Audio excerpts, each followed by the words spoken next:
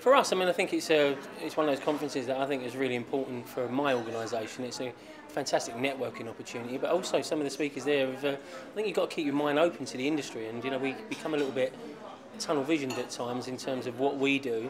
I think it's a great conference to come along and see what other people are doing and how what they're doing might impact on my business. I think it's a difficult one for them, and I actually wanted to ask Jack.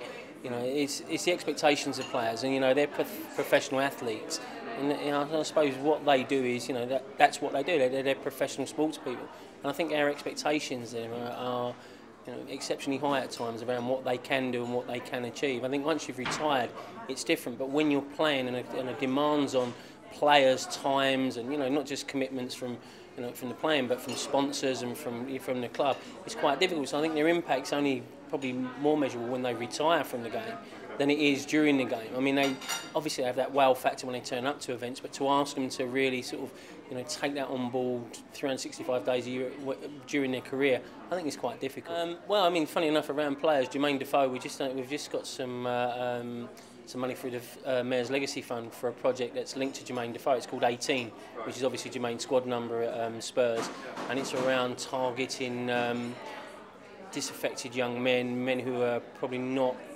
in education, certainly not employed, and Jermaine's going to be the ambassador for that. And going back to what I said previously, was that his time is that he's going to guarantee 6 mentoring appearances on that, so he'll give up a day of his time 6 times a year for that, to come and speak to these young men and talk to them about their lives, because it's so disconnected, to be honest, from what he does to what the majority of us do in terms of our earning power and that sort of thing.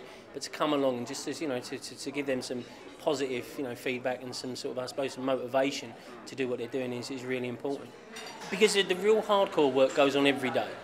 And you can't expect Jermaine Defoe to be there, and also he's not a specialist in that area. Working with some of these, difficult, some difficult young people, and you need experts in that field. What Jermaine adds to it, he adds a lot of credibility to it. He also adds that I suppose, carrot and stick. That he's part of that, and he's supporting them through that.